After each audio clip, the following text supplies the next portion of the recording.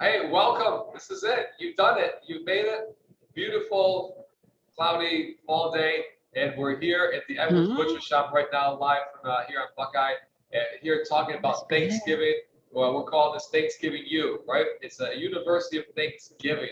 So what we're doing is we're talking all things turkey, and throughout the day, and whether you catch it now or we'll record and obviously post the videos later, lesson by lesson. But if you watch it now today, we're going pretty hard. We're going, at least 6 hours or so of filming.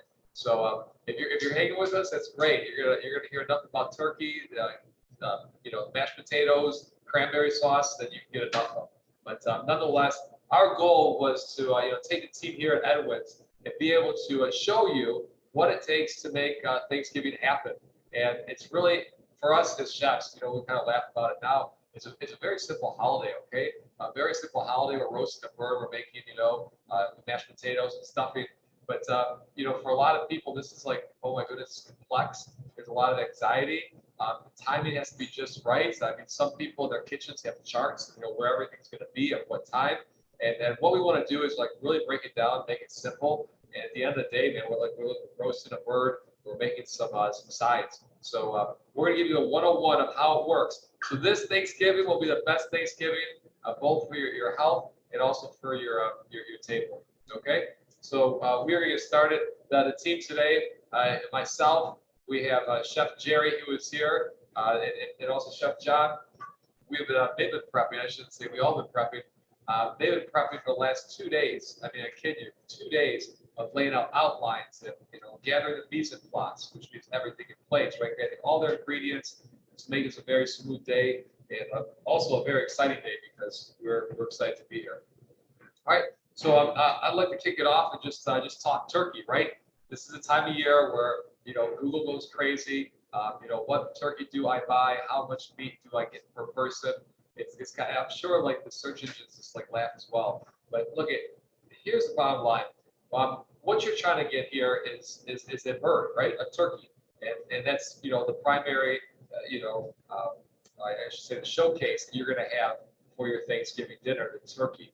And there's a number of selections out there, whether you go up, big box store, whether you go up, farmer's market, right now in Shaker Square, the farmer's market's buzzing. Whether it's, small butcher shops like ourselves, there's a wide array of, turkeys to purchase. And, a lot of this is going to be based on budget. Some of it's just based on, tradition in the family. And we sprinkle a little education here so that when you do select your bird, you know why you're getting it and so you know what you're talking the right turkey. Okay, so the first thing I want to start with is fresh versus frozen. Okay, so the first question you're going to face is do I get a fresh turkey or do I get a frozen turkey? Okay, it's a very simple response to this. So obviously the frozen turkey is going to come to you frozen like a rock, right? And it's going to have to thaw out, and from there you'll work with it just as you would a fresh, never frozen turkey. Some advantages, disadvantages. Shoot, I mean, you could take this thing, you could buy it last year, right? You could buy it last week, and it's very easy to to get and then to put in the freezer or to just have when you're ready to have it. So I'd say convenience is definitely an option. Two, price. Your price is going to come down significantly. I'd say almost by half or a third. So your price is going to be a lot less. Okay, you don't understand the reasons for that is either they're using a turkey from the previous year or they're doing this in different cycles where the labor doesn't cost as much. But either way, it's more of a bulk production. And okay, so let's talk about some of the cons to a frozen bird. A couple things. One, you're not going to have that texture that you would find in a fresh turkey. Okay, so as water crystallizes on the proteins, it kind of breaks it down, denatures it a little bit. So you're never going to have that beautiful texture that you would in a fresh bird. Other things is like your moisture content. When you're freezing and thawing this meat, you're kind of like wringing it out each strand of protein and all those great juices and moisture that would normally live inside of a bird when it's fresh. Obviously, will kind of come out because it's been frozen and thawed out. So you're definitely losing a lot of moisture in that turkey, and you're losing in texture in that turkey. So again, to each their own, okay? And everyone's gonna be happy being around the table. Let's not lose sight of what's important. Everyone's around the family. It's, the round table is a family. But you're talking to like some boutique chefs here, okay? We're gonna be like, okay, we want the right texture, we want the right flavor. So just weigh out these options, okay? How much are you gonna buy? I think that's really important. We usually go with the formula about a pound and a half per person. That's like the kind of standard. Some would say a pound, some would say 2 pounds. We just shoot right in the middle, about a pound and a half per person. If you have a family full of boys who are playing football for Shaker Heights, like I'd probably go 2+ pounds maybe, because you want to feed everyone. A, and B, leftovers aren't such a bad thing. So again, 1.5 pounds is what we kind of shoot for per person.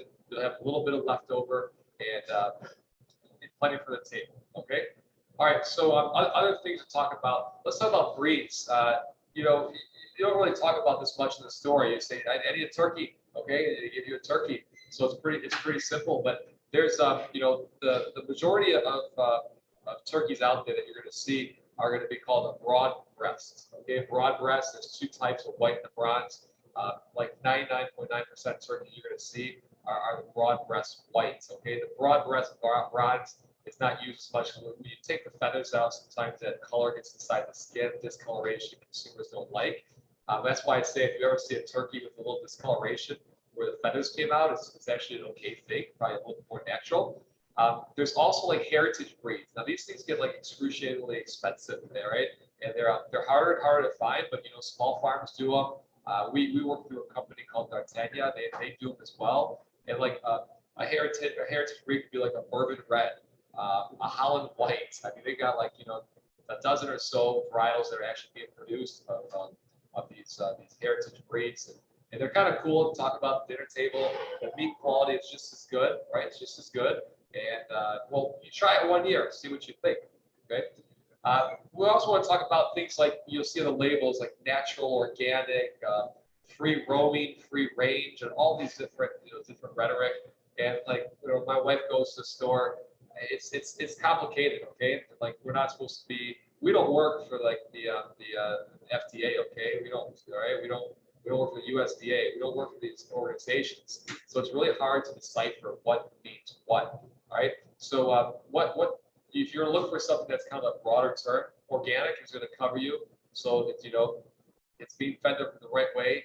No antibiotics. Well, at least you can have antibiotics like the first 2 days of the bird's life. It's just what they do. But other than that, there's no antibiotics. It's fed with organic, an organic way. Left to roam, right? And that's going to be kind of your best fed bird. And the only way to find that is at stamp USDA organic, or if you buy from a small farm that didn't pay for the certification organic, was doing organic, but that's going to be kind of like your primo in terms of how a bird's raised. All natural. That's something to be watchful for, because all natural can mean a lot of things, but generally it means there's nothing inorganic going inside of that bird. But it is free to use any sort of antibiotic and such. One thing I don't want you to get caught up in, it's kind of funny, but like in the 1950s, the FDA came down with laws that said you cannot have hormones or steroids in birds, okay, like in turkeys, and people still put their packaging free of hormones and steroids, whatever, but it's outlawed, like you can't do it. So if you see that, very clever, but don't pay more for that, because it's the same as every other turkey that's going to be out there. So ideally, what you want to do is you want to find a bird that's been naturally raised, because it's going to be naturally healthy. So if you, like anything else, you raise it naturally, you're not going to find too much injections of antibiotics to keep it healthy, because it's already living healthy. All right. So look for your birds, all natural. There's a difference between free roaming and free range. Free roaming, they can roam in a large pen. Free range, they have the whole field. Organic is going to be your testament. If it's stamped organic, that means it's been bred, raised, etc. in a way that's organic and follows those laws. All right. Now price obviously goes up the more boutique and natural that it is. All right. So we covered some ideas about fresh versus frozen, breeds, how much to order, and so that hopefully gets some of these things a little bit clearer. Let's talk about prepping your turkey, okay? And so this is like probably the second most important step. The first most important step to turkeys is getting the right bird. Okay, just like when we make carrot soup, finding the best carrot is probably the biggest difference that you're going to find. So finding the right bird is like difference number one. So when you find the right bird, you're gonna love it. So let's talk about how we're gonna prep our bird. Okay, so we got a couple things here. We have a couple examples here. Chef John's got a nice one from our shop over here. Okay, we have one that's called a brine, and we're going to talk turkey here. So we've got one in a brine. Okay, so on your little note cards, I know everyone's taking notes at home. On your note cards, again, biggest difference maker, the type of quality of bird that you buy. The second biggest difference maker is going to be the fact this, how we prep it. Okay, so I mean, I don't know how people have luck, but like you have to brine your bird. All right, you have to do it. I mean, if you don't do it, like it better be a pretty good excuse why you can't brine your bird. Because like we brine them here for people if they ask. It gets cold enough usually around Thanksgiving where you can leave it outside and put a good weight on top so like the animals don't get it, but it'll be like an outdoor refrigerator, or you can do it in the refrigerator yourself. But like if you don't brine your bird, like it's the biggest problem that you're gonna have. And some people say I can't brine the bird, just I'm allergic to brine. Okay, whatever. But like if it's like an ultimate, you can't do it. You can buy birds that have been injected with like 10% saline solution. So I don't think it's that bad. Like if I had to choose between all natural organic bird and a bird that's been injected after, of course, after it's been slaughtered, injected with 10% brine, I'm going to buy that 10% brine if I can't brine my own bird that's organic. Because the brine is like, again, the second biggest difference maker in your Thanksgiving turkey. The third is obviously going to be cooking, but the second is your brine. So let's talk about brine. I mean, one, like, I'm going to keep making these like shameless sales plugs, but I mean, like we sell turkeys here. They're all natural, never frozen. We sell brining kits. We sell brining buckets. Like we'll spatchcock the bird for you. We do everything. Okay. So, okay. There's my plug. We're going to have like we should have a graphic on there. Anything special. But, this is what we do. We sell turkeys. Okay. But, brine your bird. So this is what a brine looks like after a turkey has been in it, right? We usually use it's about a cup of salt per gallon of water, and then some sugar to complement that, and to make sure it's got a little bit more preservative to it, and also spices, garlic, some pepper, some thyme, right? So we just make up this brining kit for you, or you can make it at home. Just so you know, brining, its original purpose was to preserve food. So way back in the day, when they didn't really have refrigeration to the best, they would brine a product and it would help make it last longer. But I mean, nowadays brining is used to really take what you have and make it even better than it is. And what we're doing when we brine something like this, we're infusing the proteins with salt, sugar, and spices. And at the end of the day, it's going to tenderize and moisturize your meat. Okay, so that's why we brine. Tenderization and it moisturizes the meat. Okay, it's very important that we're talking turkey, right? Okay, so this is our brine here, and I mean, there's not much you can see from the top unless we move the camera. But I mean, obviously it's submerged in this liquid. I always do I never measure out a cup of salt to a gallon of water, but we'll show you right at the top. Okay, don't get dizzy. But I mean, this is what it looks like. See, it's kind of floating around. We got some Szechuan peppercorns, garlic, bay leaf, thyme, and obviously in here is the salt and sugar, right? So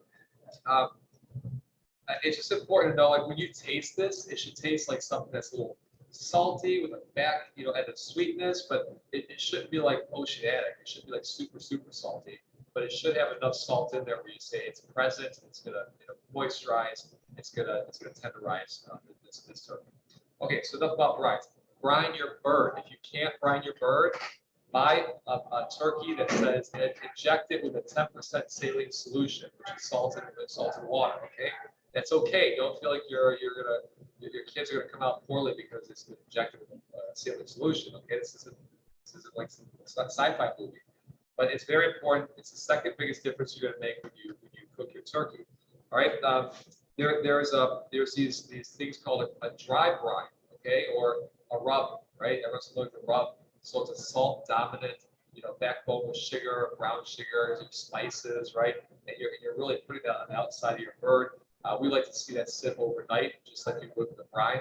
So it's going to really start to tenderize, moisturize. So there's one or two ways you can do it. That's definitely going to help out. You're getting inside of the cavity here, inside your turkey, but a very powerful way to also moisturize and tenderize your bird. Okay.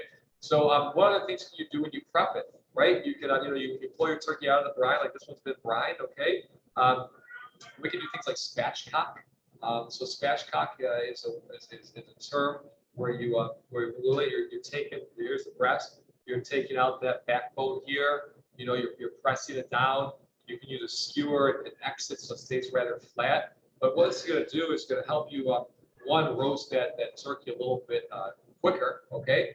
But two, some would say that they love the way that it gives it a crisp skin that people love to chew into inside the gravy. And so spatchcock is another way to prep your turkey. And we can do that for you here, obviously. But at home, it's very simple. You're cutting the backbone out, kind of pressing it, and you want two skewers through it so that doesn't move around as the proteins cook. Okay. So what else can we do? We can talk about how we're gonna truss the bird. Okay. So we have some string here. We're gonna truss the bird. Okay. And trussing it is a way of doing things. Trussing is a way of keeping that turkey all together so that it cooks evenly, right? Like when you cook something that's like just loosey like this, it's never going to cook evenly or the way you want it to. We want to like keep this turkey. We want to keep this turkey tied up pretty tightly. And we can show you how to do that. And obviously, really quickly before I jump up, if you're going to stuff your turkey, we're going to talk stuffing later. Like now would be the time to stuff it, is before you truss it, okay? And so for me, you can prep your bird. Everyone does it a little bit differently. I like to keep the wings on. I think it looks like a very classic way, but the goal is we're trying to get this bird like this, like nice and tight, so that everything is solid. And again, you're going to stuff your bird before you truss it, but you got to trust or keep together your bird. Now you'll find a lot of grocery markets that when you buy their turkeys, a lot of them are already like they're wound up. They'll keep like almost virtually trussed. When you buy it, it's already good to go. But this is a technique we use. I hope everyone can see what's going on here. So that back tail here, okay. So just like you got even amounts of string here, right? So you see up here, even amounts roughly. I got a lot extra, but you're gonna take this string in the middle and just cross it over, okay? Cross it over and tighten it like that. All right. Now I'm gonna go back so it's facing me because it's awfully difficult to do if I was doing it from the side. But I'm gonna essentially take the string, and my goal is to get underneath these legs. Right underneath the legs, right here. It's very clear where your leg and thigh is. I take it around the front towards the neck. Get underneath that neck bone there. The neck bone is such a valuable piece of real estate. Come back around my wing. My goal is to like crisscross these legs and tie them up like this. Okay. A lot of extra string here. You can probably cut that 50% shorter. What I'm doing now, it's nice and tight, so that everything here is going to stick together. Okay, and then I'm just going to tie it in. And voila, you have a trussed bird. But this is going to allow. And I love the wings on here. Some people will clip the wings just as a way of, making it aesthetically look a little bit better. But I love these wings because at the end of the day, when this bird comes out, it looks like those old pictures when you used to color as a kid, the turkeys out there and everything. But you can see how this is bound together now, nice and tightly right there, and that's going to now have an even cook. So you definitely want to truss your bird. And if you're roasting a chicken at home, it's the same thing. You're trussing the chicken. You're trusting your bird, anything to keep it together because when it flops around, it's no good. And obviously, we're going to stuff this beforehand, right? And then a lot of questions come up like cooking time. So if we're roasting a bird that's unstuffed, we're probably going to shoot 350 degrees in the oven for about 13 minutes per pound. Okay, and if it's stuffed, same temperature in about 15 minutes per pound. Now, for myself, what I'm going to do is like I don't want to say I'm going to cheat, but I'm gonna look for a good hard sear on this skin first. So I might like cheat a little bit. I might like start at 425, 450, like my first hour or so, and then dial it back to the 350 mark. And what that's gonna allow me to do is almost like it's so hot, that dry heat, that it's gonna be seared, and it's gonna get a lot more brown color.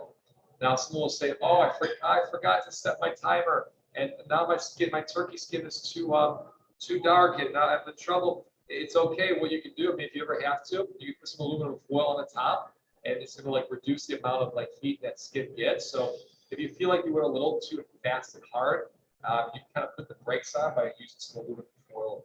Okay. If you're going to smoke your turkey, okay, so some people are smoking turkeys nowadays. You're looking at about 30 minutes a pound at 225 degrees. Okay, so almost double the amount of time per pound, but at a lower temperature. Right? And that's like, when you're smoking it. And we get into how to smoke a bird. It's a whole other lesson, but you don't really want direct heat on that. So if you're doing it on a grill, like half your grill's on, half your grill's off, the turkey goes on the unlit part. You got some smoking pellets, or you got some, apple wood chips. You're creating some smoke there, but that's what you can do if you're smoking turkey. All right. If you're frying a turkey, okay, this is fun. Like if you have never fried a turkey, try it one year. So, same process, select a great turkey, brine it, you're gonna get it all set up, and then you're gonna cook it for about 3 to 4 minutes per pound at 375 degrees in oil. We usually use peanut oil here, but you're gonna definitely want to do this outside. And you don't want a grease fire that's out of control. Okay? That's gonna be a memorable Thanksgiving, like for the wrong reasons. So there's lots of ways. Again, you can cook it, you can roast it, you can smoke it, you can fry it. Okay, but again, that's your third way of making sure you have a great turkey on Thanksgiving. So step one is selection. We're going to really encourage you to get a fresh, all natural, never frozen turkey. That's going to really set it off. And you'll notice even the meat's like kind of different color. It's got much more like not that bleached white color, but more like a natural color of white to it. And it'll blow a lot of people's mind. Like, how do you get it so moist? Well, you just got a good turkey. But the second thing you have to do, I'm telling you, you have to brine it. Okay, and if you can't brine it at home, whatever reason, get a bird that's been injected with the saline solution, because it's going to make all the difference. Fresh, injected, or brine, and then of course how you're going to finish off that cooking. You really can't go wrong. People are going to say these time limits: 13 to 15 minutes a pound, 8 minutes a pound, all these different degrees. At the end of the day, make sure the turkey is cooked. 165 is cooked for poultry. Myself, I'm going to pull that bird out a little bit under. I'm going to pull it around 158, 150, I say 150. And what happens then is, thank you. We have a thermometer here too. What happens then is you're gonna carry over that cook, so that when it carries over and rests, it's going to be perfectly moist. And that's another thing. That's probably step 4 in this process. Making sure you rest your turkey. So what does that mean? When the turkey comes out of the oven, it's still cooking because the heat's still denaturing the proteins. And so you don't want to pull it out right when it's at the temperature of being cooked. You want to pull out a little bit before your desired temperature, so that it carries over the rest of the way. And while it does so, it's maintaining all those moistness that you try to preserve. The fresh turkey, the brine, and so on. Okay, so that's going to be your ultimate. So when you're thinking about cooking your turkey, look for your finish time of it coming out of the oven about 30 to 45 minutes before you're serving it. Okay, 30 to 45 minutes before you're serving it. That way it can rest. You take it out and you start to do your carving, and juice don't run everywhere, because the juices go right back into those proteins. Right. So yeah, Chef Jerry here, you have a thermometer, and you can tell I don't use these things. I can't even open the damn thing. But the point is, I think step 1 is you don't want to calibrate your thermometer. So, you're going to want to start off, put in some boiling water, make sure it says 212 degrees. If not, recalibrate it. What I often do for chickens and turkeys, if I'm not using a thermometer, which I don't, I'm usually poking the hole right between the leg and the breast over here. I'm poking a hole like between the leg and breast, and if the juices are clear, that's to me my signal that the turkey is cooked. Okay, all right. You can also take this, and insert it in the point like right here in the leg, or right down there in the breast. Just like give it a poke, get it in there, and it should read. For me, I'm looking between like 155, 160, and let it carry over the remaining 5 degrees. Okay, all right. So that works very well. You also have these plastic things in here. I don't think all those we took it out, but they do come in, right? Like even like the all natural birds, they put like this built-in thermometer that's gonna pop when it hits a certain temperature. And to me, that's safety net. But I think you're gonna find it to be a little bit overcooked when it pops because they're shooting for 165 plus, so no one's getting this salmonella or something that could go wrong. It's not the biggest concern, but it is possible. Okay. Last little points I'd like to make. Again, so we talked about calibrating your thermometer. If you're using a thermometer in boiling water, if you're trying to check the temperature of something hot, calibrate boiling water. If you're trying to do the temperature of something cold, calibrate in ice cold water. Okay, it's a big difference. So if you have to boil some water and calibrate, that's the worst thing you want to do is find out your thermometer is off and turkey comes out raw or overcooked. Right. So a couple other points I want to make. So calibrate a thermometer. Oftentimes, like at home, what I'll do is underneath the skin, I'll throw some butter underneath there. So give them half cloves of garlic, let it come out. I think that's great. Working the oven's another important part to what you want to do. You want to work that oven. You have turkey basers. They suck the juice up. They baste the turkey. Great idea. If not, you get a big spoon. What you're roasting it on. We have a roasting rack here. At home, we don't have a roasting rack. What I like to do, I like to get my vegetables chopped up really big, and then make my own organic roasting rack. But again, when you put this in there, you want to make sure it is sitting on top of something here. I like to have. I'll get a roasting pan here. So we want to definitely have it roasted. We're actually going to roast this here in a little bit, but you just want to make sure it's off the ground a little bit here, off your pan. You don't want this thing with a pan that's as high as a turkey. We'll get to roasting later, but just as a 101, roasting is not just like you throw it in the oven and forget about it. There is an art to roasting to make sure that you get crispy skin and so on. So in any event, so that's talking turkey. We want like we want for all of our kids, like we don't want our kids to ever have to go into a store and feel like scared about what it is they're buying or unsure that they're getting the best product, because it is a big day. It's a very important day, and we know what it means to have family around the table with your reputation on the line, right? Because they're gonna bust your chops for the next couple of months until the next holiday if you screw it up. So we don't want that to happen either. But I hope this has been helpful talking turkey, selecting the right bird, preparing it the right way, and then cooking it so that it comes out to your desired wishes, right? And we're going to cover roasting because we're actually going to get in the roasting pan, put it in the oven. The whole day is going to go through this turkey. It's like our jockey here. So as we roast the bird, we'll start making the other sides and so on.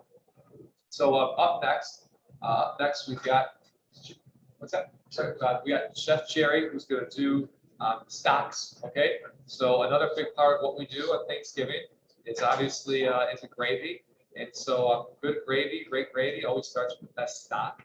And Jerry is an instructor. He's the one who's been teaching here at Edwards since we started, and fundamentals of what he knows. All right, so follow along. Okay, it's not going to be anything terribly complicated, but know this is the biggest difference you're going to have in any stock. The biggest difference you're going to have in any sauce or any soup. So voila, I'm going to take my turkey and run. Okay, so I'm out of here. Here comes Chef Jerry.